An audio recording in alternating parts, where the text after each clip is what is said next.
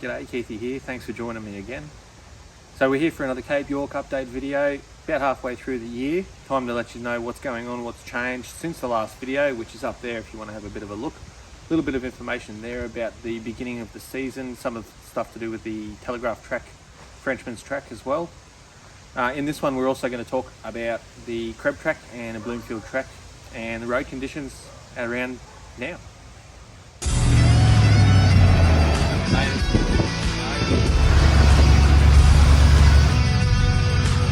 Well, we couldn't go without checking this out. Preparing tyres now.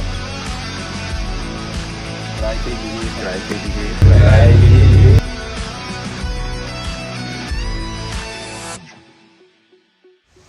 2022 is beginning to look like a fantastic year.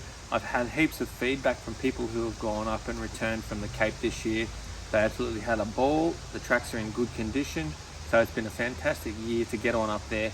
The roads have been good enough given the amount of traffic that they've had so far. Where we're at in 2022 now, we're almost at the mid-year school holiday time, so it's going to start getting busy from about the end of June. You're going to want to try and get up there now if you can. Otherwise, I'd give it a good 6 to 7 weeks before you plan your trip away, just because the traffic is going to pick right up until about probably mid to the end of June. If you are going to go up during the school holidays, don't forget to take it easy. There's going to be plenty of cars on the road, so you're going to need to keep your eyes peeled. Also remember that your tyres are going to throw up rocks and stones, so if you do have people passing you, make sure you drop your speed a little bit just to take a little bit of time out and stop throwing those rocks up to the vehicles coming the other way. I've had a number of emails and messages this year regarding careless drivers keeping up their speeds over 100 kilometres an hour in some cases. One truck driver actually lost the windscreen as the four-wheel drive went past him at a breakneck speed basically and just completely shattered the windscreen on his truck, which is unfortunate because he's up there doing what he does best for a living. I've also had a lot of people say that the vehicles are just travelling way too fast for the conditions up there. Some people have come across culverts and divots in the road that they haven't been able to slow down in time for and damage their vehicle doing so. So that's the first thing I want to bring up, is just make sure you take your time. It's not a race to get up there, and the road conditions can change pretty quick. So make sure you just reduce your speed a little bit. There's no need to have a race to try and get up there. What I am going to do, as a request from most people who have actually sent me Cape York communication, is I'm going to do up a video regarding driving on corrugated roads and share that with you guys, just to give a bit of a demonstration of the conditions and that you don't need to go 150 kilometres an hour to get the corrugations comfortable to drive on, but you don't need to sit at 10 k's an hour either. So I'll give you some tips in a video in time to come regarding driving on corrugated roads, but for now just remember you don't need to go at breakneck speeds to just make the ride comfortable on a corrugated road. Alright, so we'll get into these road conditions now. We'll start from the bitumen there, up is around that Laura to Cooktown area.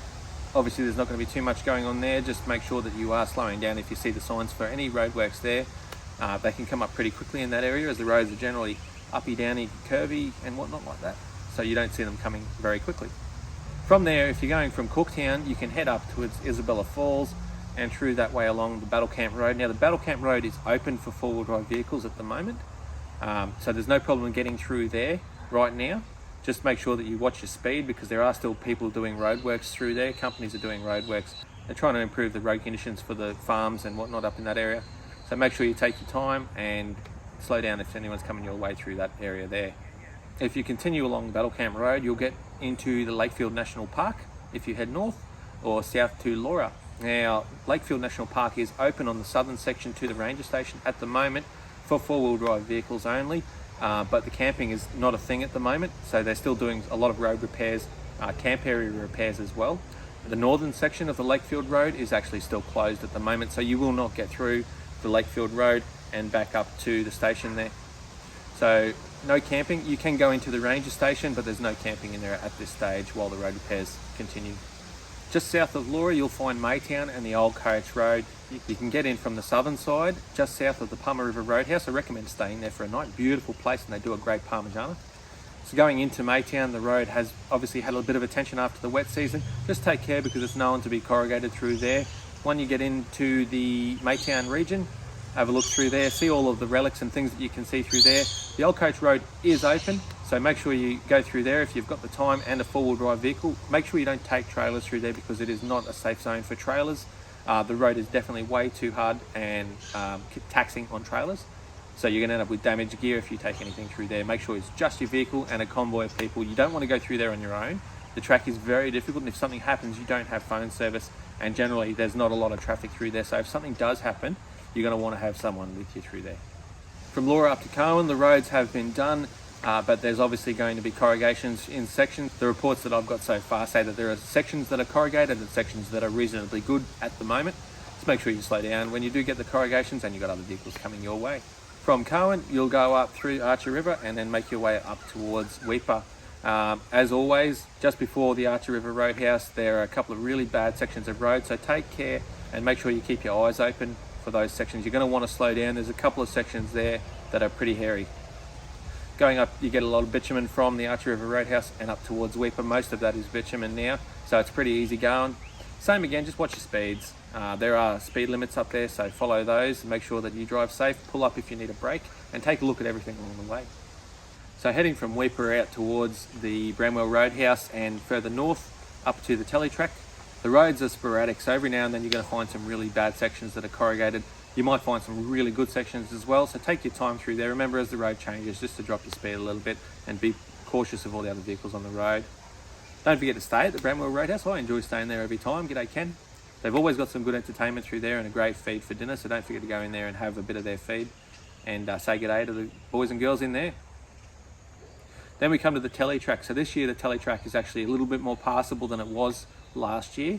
All reports that I've had are that it's in reasonably good condition, although at the same time, if you're not an experienced four-wheel driver, I highly do not recommend going through there, especially not on your own. You can go through with a group of people, especially people who are familiar with the area and have done the Tele Track before. You're going to be in safe hands there. If you haven't been through there before, you can make your way pretty easily to Palm Creek, have a bit of a look and see what it's all about, and then head back out and take the road. Most of the road reports that I've got so far about the Telegraph Road, which is the road that goes around the Tele Track, is sections of reasonable road and then quite heavily corrugated sections of road as well. So take your time through there. Remember, if you see other vehicles and trucks coming along the way, drop your speed down. It's not a race to get through there, and you want to look after your vehicle and your passengers as well. Yep. Righto, now we're going to head back down towards the Kreb track and the Bloomfield track, just north of Cairns, south of Cooktown, for anyone who's interested in that. So at the moment, the Kreb track is actually closed. If you look on the website, they'll show you that it is closed at the moment. Whoa, stop the record, stop the record. So ladies and gentlemen, what I was about to tell you is that the Kreb track is closed, but guess what? Day after I record this video, the Kreb track has been opened. So the Douglas Shire Council has opened the Kreb track. You can go and do it legally. The conditions should be pretty good. Remember, if the conditions change, if it gets really, really heavy rain or has recently rained, it's still going to be pretty risky going up there. So check the records, check the websites, I should say, and the Facebook page just there, which you'll see in about 20 seconds. And that'll give you an idea of what the conditions are like. But if you're coming up to do Cape York this year, go and do it. Have a go. Kreb track, she's open now, so you can do it. Although advice from the Facebook page would suggest that it is doable. It'll take only a little bit of rain to ruin your day up there. So you can head on the Facebook page over here and have a bit of a look at the conditions. If there's a sign up there that says road closed, just remember that your car insurance isn't going to cover you if something happens. And as always with the Kreb track, if it is raining or if it has recently rained and you get stuck up there, you're going to have an expensive fee to pay to get your vehicle out of there. You want to be very careful heading up that way, especially if you've never been there before. The Kreb track is unforgiving, so when it's dry, it's absolutely fantastic. You don't need lifted forward drives with big mud tyres or anything like that, but a little bit of rain can ruin your day. So keep that in mind if wanting to do the Kreb track. It's a lovely drive and I do recommend doing it. Anyone can do it and it's quite steep, but again, when it's reasonably dry, it's not too bad a drive. You can get through there in a standard four-wheel drive very easily. So the other option from the Daintree, if you don't want to take the Kreb track, is you can go to the Bloomfield track. Beautiful drive. Again, you don't need a lifted or heavily tired four-wheel drive to go through there. It's quite an easy drive. Again, if it's raining, it's a little bit slippery. I wouldn't recommend doing it if it's heavily raining. Light rain is okay. And again, you can't take trailers through there. There are signs everywhere saying no caravans and no trailers, so please be careful if you're in that area. if you're planning to head up to Cooktown and you want to take that road and you've decided you're going to take your caravan through there, good luck. The police do patrol the Bloomfield track, so they're going to be on the lookout for people, especially this year, towing vehicles through there that are not supposed to be going through there. If you see a sign that says you can't take something through there, make sure that you don't have something. There are alcohol limits in the communities up in that way as well, so please abide by those. If you go, you'll see a sign everywhere that you need to see the sign regarding those limits.